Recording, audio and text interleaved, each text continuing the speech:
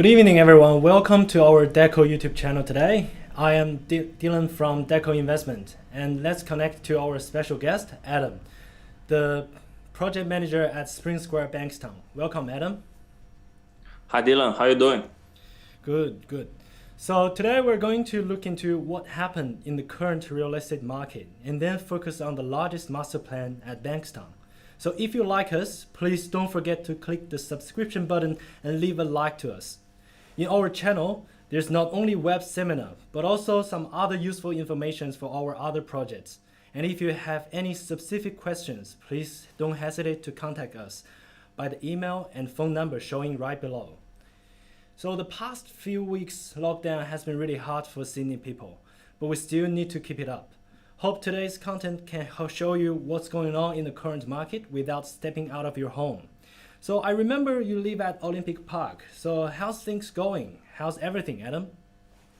Yes, yeah. So everything is okay. So everybody is in lockdown, but good thing I can see people are following, the rules, doing the right thing. I hope things get better and everybody can enjoy their freedom again. I noticed, recently I do have a lot of inquiries. People want to, come out and, visit properties, showrooms. But because of the current restrictions, we are accumulating a lot of demand. Yeah, probably stay at home at the moment is the first choice. That's So right. what about we starting with reviewing last year's property market? Okay, no problem. So what I need to do is I need to share my screen to make it easier for people to understand. Are you able to see my screen now? Yep. Awesome, awesome. So basically, I want to start with having a look, what happened in the last 12 to 18 months, because by looking at what happened previously, we have just to have a little bit idea of, what's going to happen in the future. Yeah. Also considering, the situation that we face now, the environment that we are in at this stage, compared with what happened last year, it's actually pretty similar. So I think the information that we show today is going to be quite useful. So first of all, let's have a look at the changes in dwelling values, because we are all in Sydney. Spring Square also in Sydney, so we focus on Sydney's property change. In the last 12 months, we can see the Sydney's dwelling value have changed upwards for 18.2%. That's actually a pretty big change, but that's in line with pretty much all the capital cities in Australia.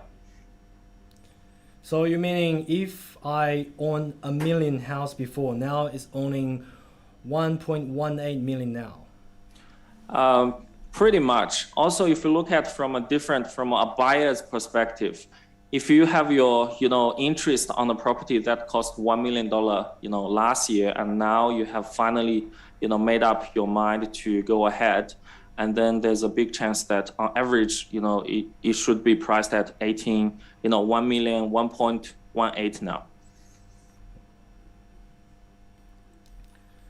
So also another, because property is actually a part of an asset class. And what happened last year was pretty, abnormal, because at the beginning of the pandemic, everybody thinks, this might be the end of the world. Everybody was expecting that the market, might crash. Well, what we saw actually was after, it plummeted in March. This is the, the share market, very similar to the property market. After, March actually soared, we see a very astonishing V-turn, similar to what we saw in the property market. Yeah, that's really abnormal. So what do you think, or from your perspective, what kind of factors really get this happen? I mean, we can obviously, it's a pretty complicated issue, but I think from, our point of view, we can have a look at what happened, in a few, three different angles. First of all, I want to bring your attention to, the money supply in the market, because the more money in the market, the higher the price will, become. It's like you are in a boat. in the lake, and then if there's more water coming to the lake, the boat, naturally rises, right? So this is the same for the property market and all asset, markets. For example, this first picture shows the money supply, the changes in percentage, terms. As we can see here at the peak last year, we actually experienced close to 20% more money supplied into the market. And this is due to the policies from the government and the central banks. So this is, this means more water, more cash into the market. And then that is part of the reason why, the limited resources, being the property, goes up. Yeah, that makes sense. Yeah. The second picture is, from a different angle, but we are also talking about money supply. So housing loan commitments, that means, how much, how much finance people started since last year. As we can see, after March, in the second half of 2020, we see a very strong line, going up. More and more people, decided to take a home loan to buy a new home, and that creates more, money that become circulating into the market as well, and that push up the price. And that actually reflects what's happening in the market. So more people want to borrow money from the bank to get their new home. That's right. More borrowing, more demand. It's pretty straightforward. And the second, point that we want to talk about is interest rate. That's also a very important factor because, the higher the interest, the more, people pay on their repayment if they take a home loan, right?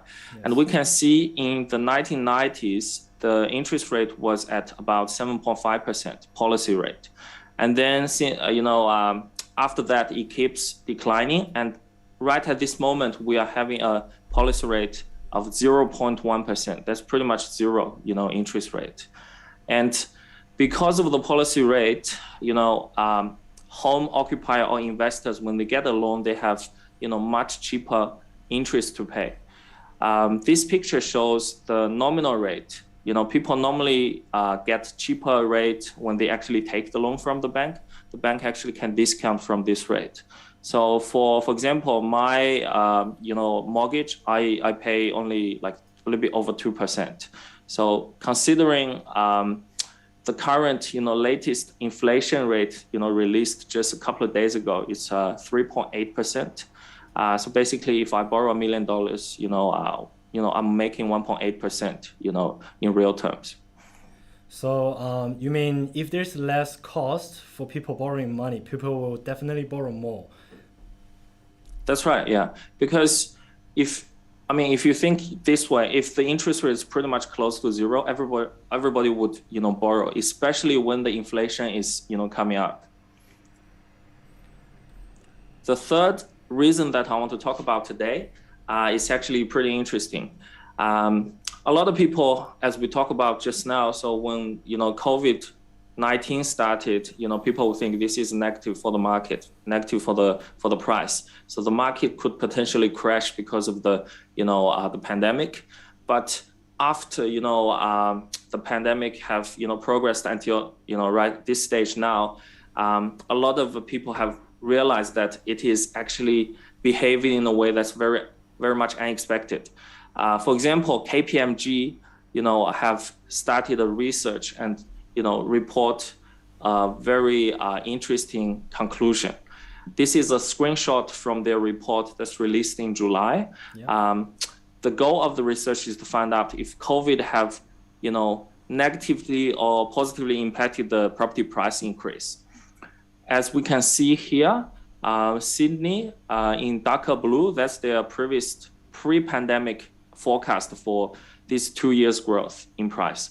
But after pandemic, they actually adjusted and they realized that because of COVID-19, the property have increased twice as much. So when we talk about COVID-19, you usually come up with a negative kind of issue, mind. But you're saying this issue is actually bring the property price up. That's right. Yeah. So it's pretty interesting how things turns out. It's if we haven't seen it before, it's very hard to predict before it happens. But this is literally what happened in the last year. So now I want to show you this picture, which is also from another NAB, National Bank of Australia. This is the forecast in darker blue here, 12 to 14%. That's their forecast, previously before July. And after July, they've released and adjusted a new, forecast for this year.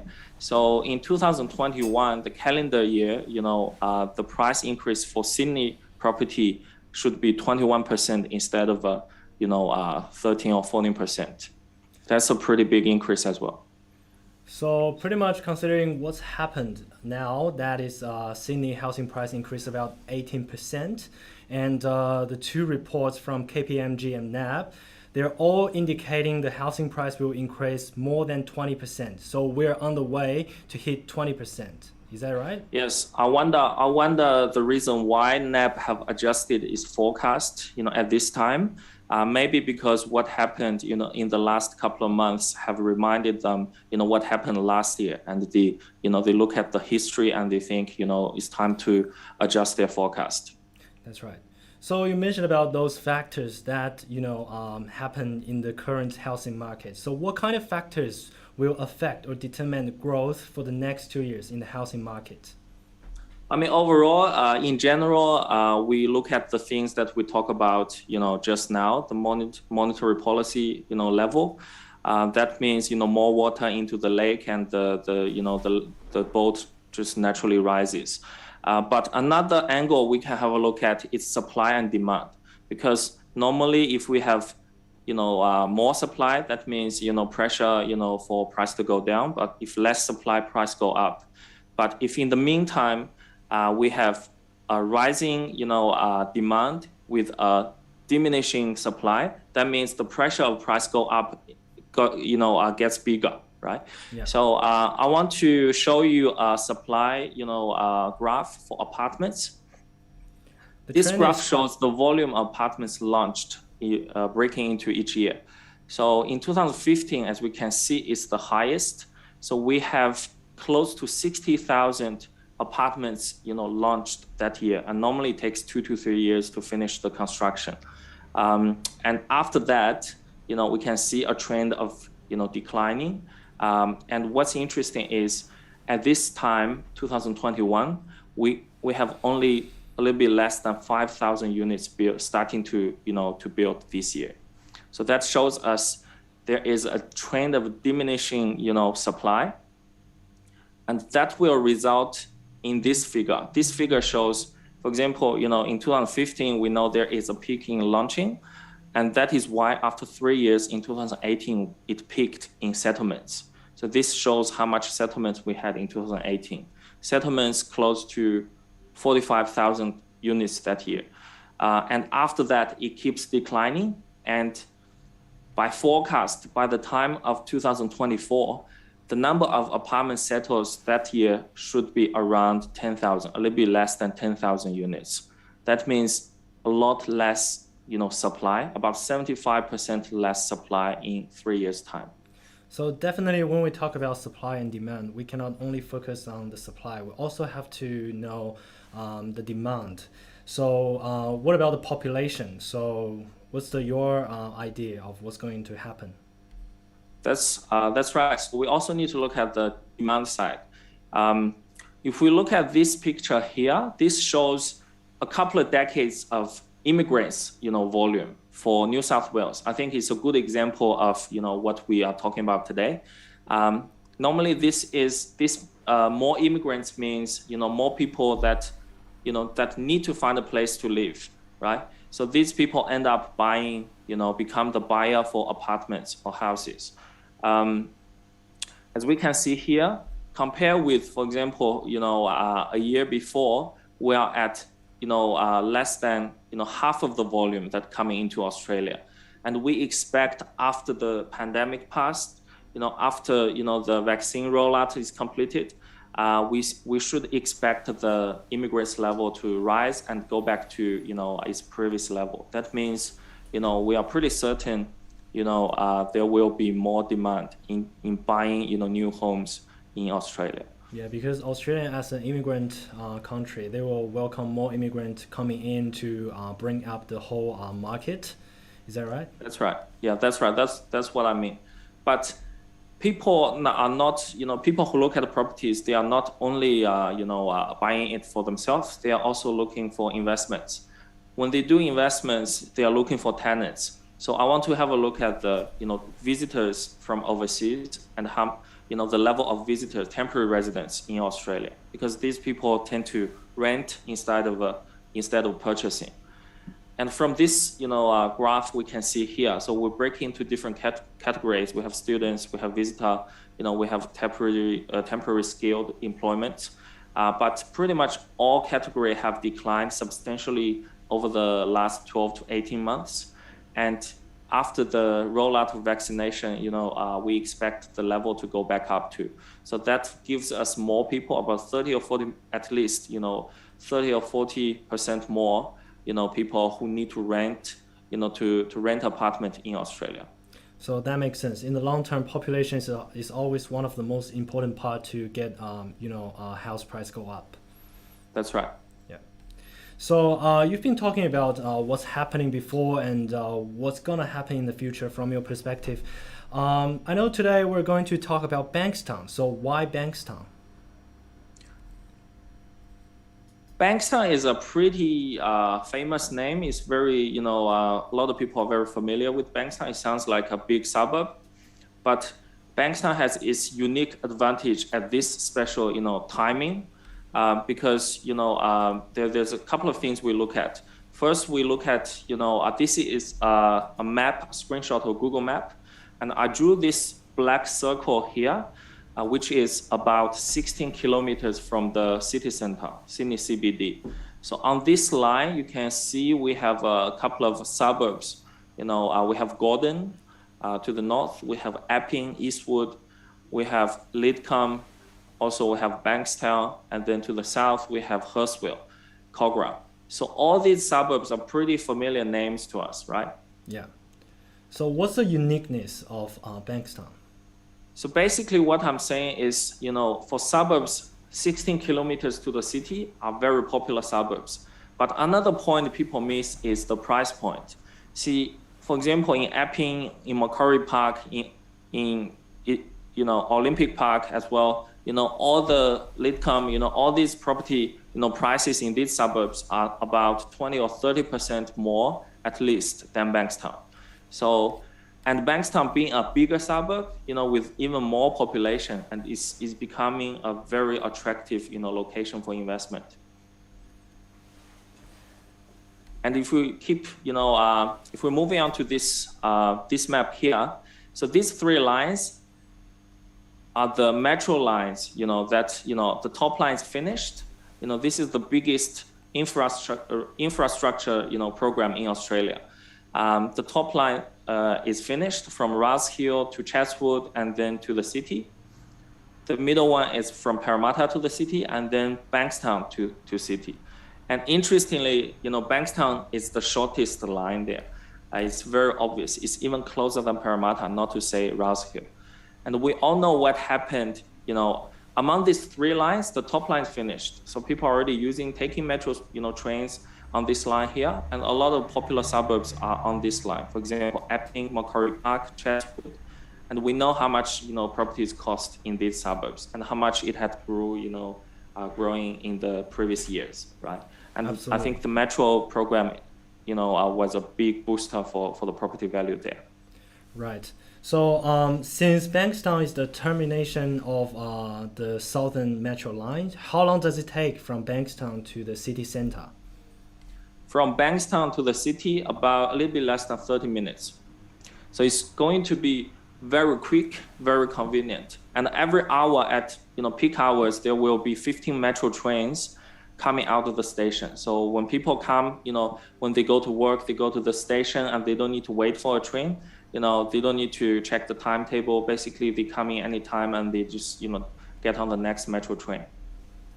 Absolutely. And I've heard this is the historical biggest Australian project.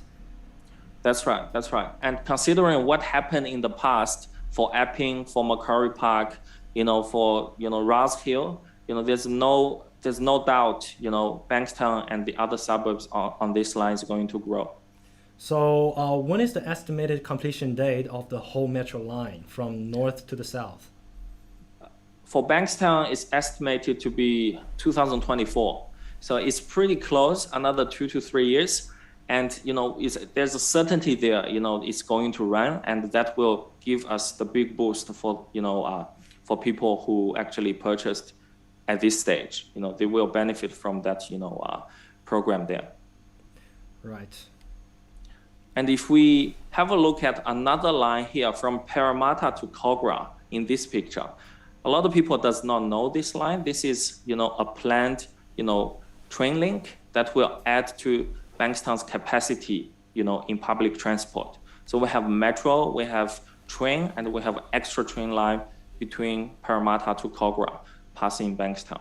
Bankstown is becoming a major transport hub.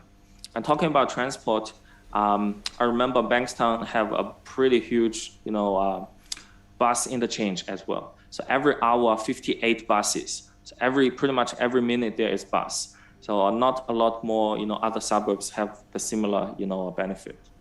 So normally transportation is one of the most important factor we were focusing on, especially that will increase the housing price. Is that right?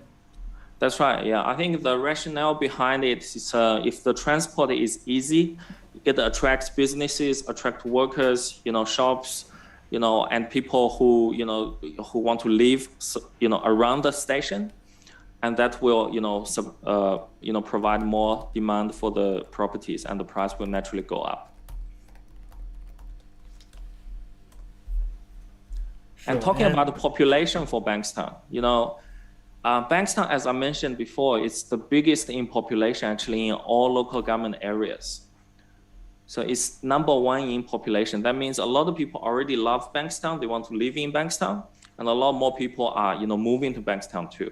So that's a big driver for property price as well. Considering the price we have now compared to suburbs with, less population, less development, I think it's a no-brainer that, this is the chance, opportunity, people miss. People right. Don't, they missed previously, but they can't miss now, right? Yeah. So you mentioned about the government is going to have some developments in Bankstown. So do you have some specific numbers or graphs for these developments? Yeah. Bankstown Council has a 20-year plan. It's called Connective City 2036 actually. Yep. So it already started for 5 years. We already see a lot of development happened in the past 5 years. For example, we have the new Western Sydney University coming up pretty soon. And we have, for example, the redeveloped RSL Club, which is one of the best RSL club I've ever been to. Apart from that, in the coming 15 years, as shown in this picture here, there's a lot more development. And this yellow spine in the middle, this is called Chapel Road Precinct. And our project that we talk about today is at this, literally in this red dot here, is at the very center, very heart of the whole development. And Chapel Road Precinct, according to council, is the primary growth area for Bankstown, as we can see here. So primary growth area for Bankstown, for more shopping, more jobs, and more cultural activities, in the future. Also, I want to talk about this 24-hour city that council talks about. So if we zoom into the CBD, I can show you where the 24-hour city will be. Sure. So this is a CBD area map for Bankstown. The yellow area is our project Spring Square, and on the right side, this is Chapel Road, which is the beginning point for the yellow spine that I showed you just now. It is the primary growth area for Bankstown. A lot of commercial towers, residential, coming up. And then, between Chapel Road to the Aping Way, this this is the 24-hour city that I talked about. And it's right by the side of Bankstown Central, very big shopping center. And I've also seen Western Sydney University is within the 24-hour city. Is that right? Yes. So there will be 10,000 more students coming into Bankstown. These students, they need to find a place to rent, to live, and they need to spend. This is a big boost for the whole area. So I believe the 24-hour city is a very exciting news for all the residents in Bankstown. But That's right. Speaking of this, what is the street name right next to our project? So Spring Square is actually on a quiet street called Kitchener Parade. And the benefit of being on a quiet street is very obvious, because if you think about it, when you buy a place to live, if you buy an apartment, you're buying the convenience, but you're also buying the lifestyle. If you are, for example, on top of a train station every day, and then not only that it's quite noisy, also you face an issue such as safety issues. But for Spring Square, with its unique location, we don't have any of those problems. But in the meantime, it's being very quiet, and then we are just 1 minute away from the busy area. So I've also heard as a master plan, Spring Square had its own business areas downstairs, like commercial and retails. So the community can enjoy the convenience right downstairs. Is that right? That's right. Actually made a little bit, a video a month ago in the showroom that shows, the display suite, the map, and the layout of the models. Should we play that video now? Please.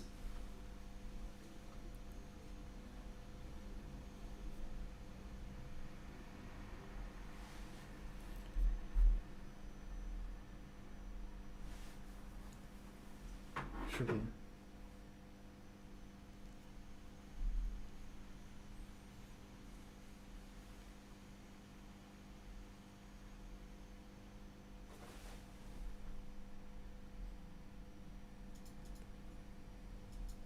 Hi guys, this is Adam. I'm from Deco Investment. As you can see here, I'm in this beautiful showroom of Bankstown Spring Square, and I'm going to take you on a virtual tour of this amazing project. Well, as for Spring Square, the developer's name is called Poly Global. Poly is an international developer which have built skyscrapers, residential and commercial towers all over the world. So it's a big company traded on the exchange as well. So it's a public company. So in a way, it gives you a peace of mind that this is a company that actually cares about its reputation. As for its track records, take Sydney for example, we have Horizon in Epping. That's a more than 500 units project, very high quality, already settled. We also have Mile 1, 116 units in Cobra, very high quality, settled in April this year. So it has a good record and a pipeline into the future as well. So in the future, Poly have also got a lot of plans in Sydney, in New South Wales, and in Australia. As for the construction company, it's called Westbourne. Westbourne is a multi-award winning construction company and builder in Australia. It has delivered over the years a lot of high quality buildings. Now we have the map of Bankstown CBD area. This is where everything happens. Look at this. This is the station right in the middle, and down south we have sports club, we have the public school, we have high school, we have the parks and the oval, and to the north of the rail line there are a lot more. There is Bankstown Central, which is a huge shopping center. A lot of development, 18 towers is coming up around this area in the future. We have the future campus of Western Sydney University, right now is under construction. We have the library, we have the theater, and we have Little Saigon, which is another shopping center. And over here, this is the new Bankstown RSL Club. Very nicely done, state-of-the-art, project. And behind RSL is Spring Square. Look at it. How big is Spring Square? It's a masterpiece in Bankstown. Now let's talk about the location of Spring Square in Bankstown CBD. First of all, it is within walking distance to all the amenities in the CBD area to access them for free. All the restaurants, cafes, libraries, theater, shopping centers, you name it. And the Kitchener Parade is so quiet that you don't feel like you are in the CBD. That's the beauty of it. You live in the CBD, but you don't have any of the noise. Over here, this is Chapel Road. According to council, Chapel Road is becoming the primary growth area for Bankstown. Super important planning here. Also, between Chapel Road to Bankstown Central, this is becoming a 24-hour zone according to council. So the whole area here, together with the 18 towers around the shopping center, the whole area is becoming very, very busy, vibrant. A lot of commercials here. Very nice to live close to. Now it is time to have a look at the model. As you can see here, there are 5 towers, 516 units in total. That means 516 families living here. This is the first time that Bankstown has a development of this magnitude. And we don't just have residential here, we also have commercial and retail and restaurants on the ground level and offices on level 1 all around the projects. That means the life here is going to be super convenient because you have supermarkets, you have liquor store, you have restaurants, you have cafe just downstairs. There will be a child care center as well. It is perfect for young couples and families. This piazza walkway between building 1 and the other buildings is with public access. This has playground for the kids, sitting areas for the parents. You have shops and the restaurants on both sides. It's a beautiful landscaped area. And this is part of the council's master plan. And surrounded by the buildings is a beautiful private garden. It has water feature, it has barbecue areas and beautiful landscape. It's a very relaxing place to be in. Well, when you're in the CBD, security, safety, privacy are also very important. And that's why all the towers has its own private luxury lobby and security lifts. Now let's head to the display suite. How about we have a look at the kitchen first?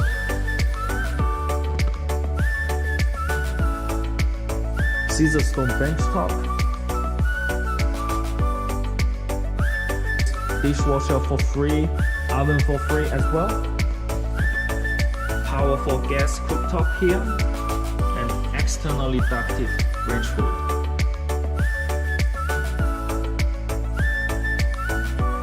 Sound-resistant timber floor, and there is color scheme that you can choose.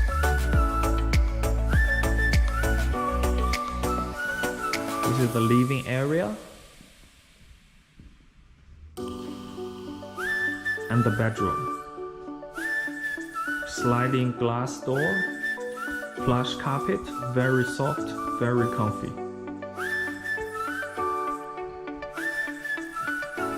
This is the bathroom. Full-size tile and bathtub for selected units. Beautifully done.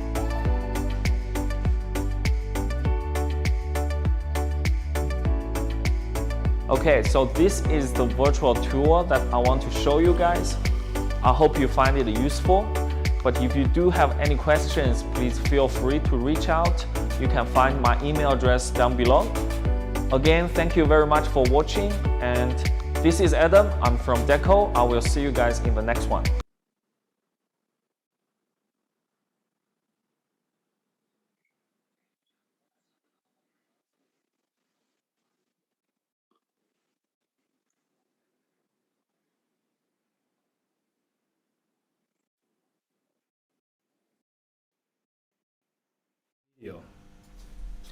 That's right. Yeah, a lot of people inquired, so I thought maybe it's a good idea to do a video just to make it easier. And you mentioned about the master plan is collaborate between the local council and the developer. And I noticed you just flash over one slide. Is there going to be more development around Bankstown? That's right, yeah. So in the future, there will be a lot more development. For example, around the shopping center, we see a new, couple of new buildings coming, and then in total in the future, there will be 18 towers around that area. And that means more, residents in the Bankstown CBD area. That will boost up the price as well. So in the next 15 years, the pink will be happening in Bankstown. Is that what you mean? That's right, yeah. So this shows the vision of the council. So right now, Bankstown is pretty, busy already, and this picture on the left shows how Bankstown CBD is now. But in the next 15 years, it's becoming a lot more developed, more like Chatswood in the southwest. Yeah, that's really exciting. So, would you like to give us a little bit more information about Spring Square, the project? Yeah. So a lot of things we've already showed in that video. For example, the location. Bankstown Spring Square is actually the biggest project, in the history of Bankstown. So it's a very, a popular, very big project, very close to pretty much all the amenities.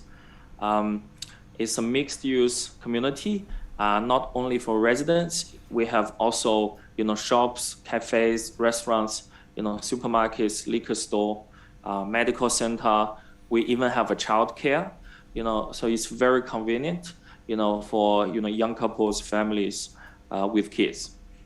And it's very attractive for people because it not only have, all the private area, it also has a public piazza. It comes with a playground for the kids, seating area, for the parents, and it's just on the, between the buildings, which means you can enjoy your coffee or lunch while you watch your kids, playing in the playground. So, and is this corridor connected between Meredith Street and Kitchener Parade? That's right. That's right. So in the future, this would only be accessed by pedestrians, so very safe, and bicycles.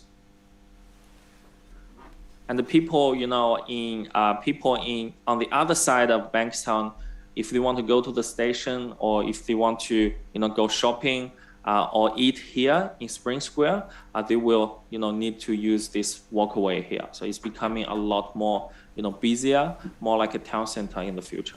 So that's pretty awesome. You can both enjoy a very good traffic and you can also enjoy a very nice, like community used garden, right? That's right. That's right. Yeah. On top of that, on level 2, actually also have a private garden for residents only, because it's on the level, on the second level. So it gives you extra privacy. It comes with barbecue, comes with, water feature, landscaping. It's a beautiful, area, perfect for people to hang out with family or friends. And for the interior, I showed a little bit in the video as well. It is very modernly designed. Come in 2 different color scheme for people to choose from. Floor to ceiling, window gives you plenty natural light, and this is, something that the new generation, the young people are, likes, and they would want to spend time with family, friends here. Absolutely. And also I noticed the showroom, the display suite is actually in a very luxury kind of bronze kind of finish. Is that going to be in our project, a part of our project as well?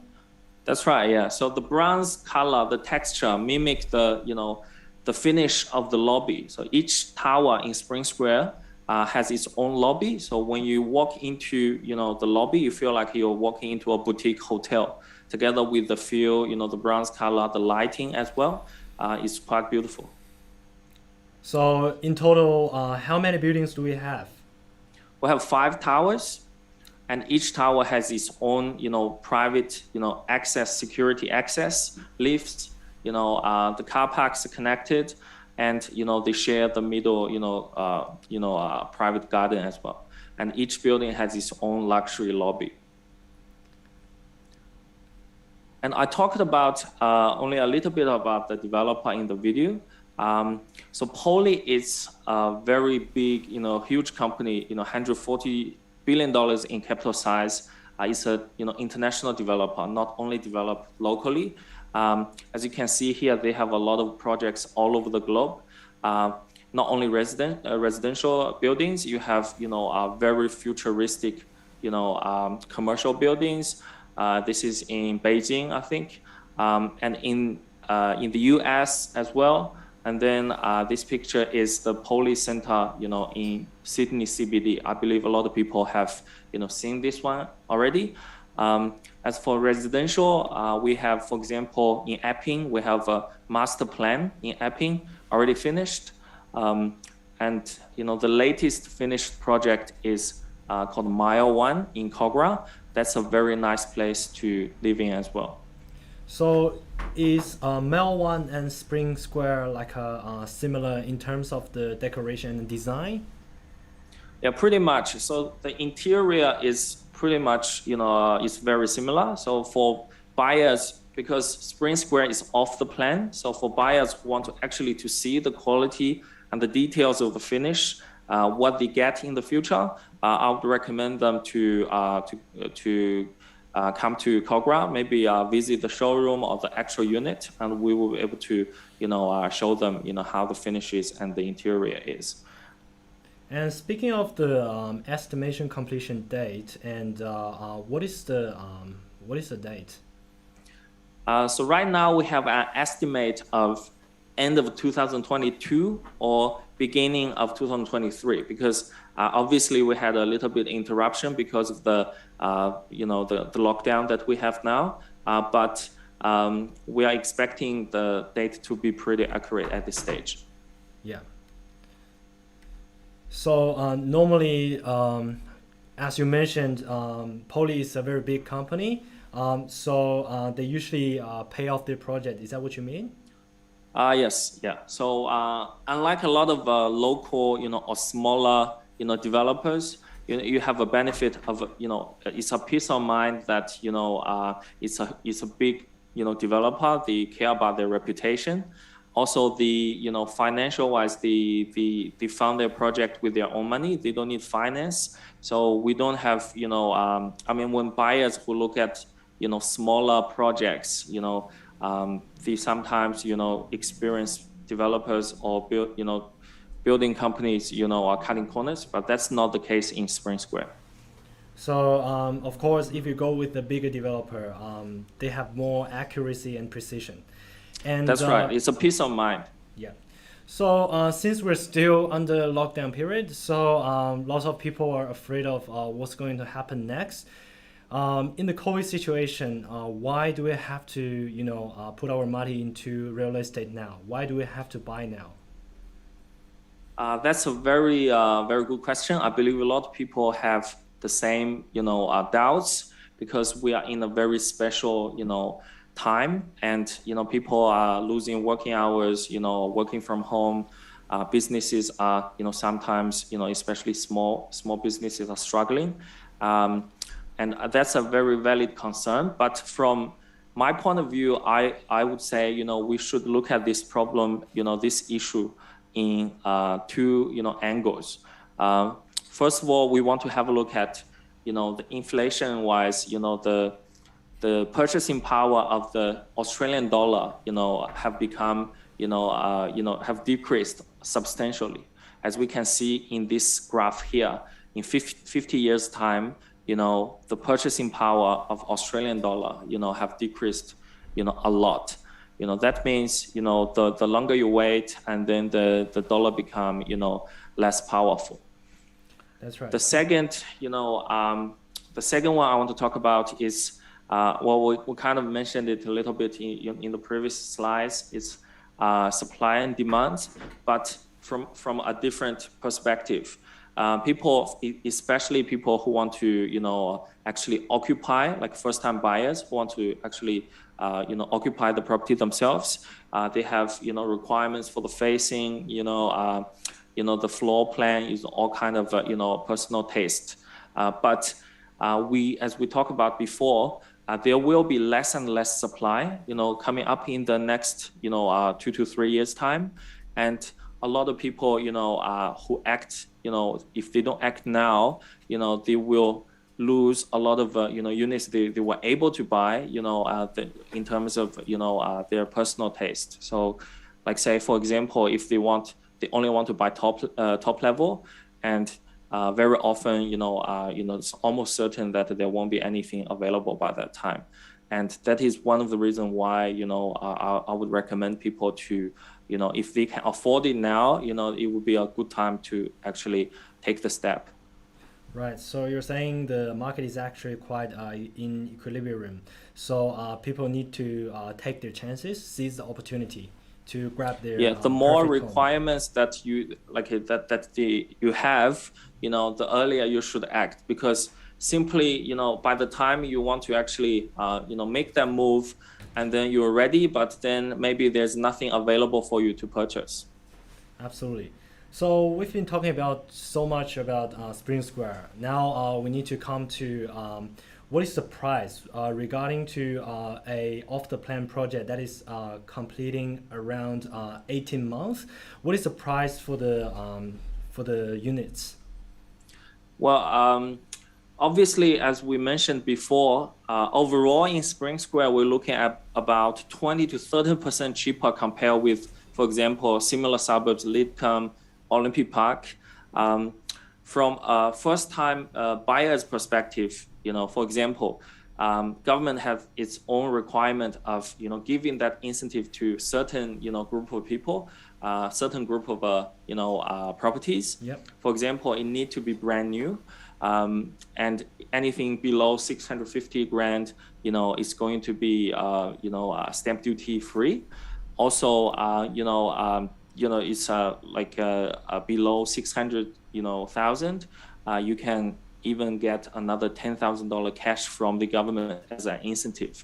And for these incentives, with the price point in other suburbs, not that they are better than Bankstown, but the price level there, in most suburbs are already higher than this. So in Bankstown, you can actually get the two better, right now available ones. You can actually get it for below 600K, 600,000. So that's a pretty good, price point that's available for first-time buyers. For one-bedders, you look at starting point about a little bit over 400K. So very good price. Right. So which means if I have $40,000 in cash, I can definitely pay the first deposit right now. Not even 40,000. If you buy a one-bedder, and then because the developer takes 5% on exchange, so basically that means, roughly if you have $20,000 in your bank account, then the apartment is yours. Right.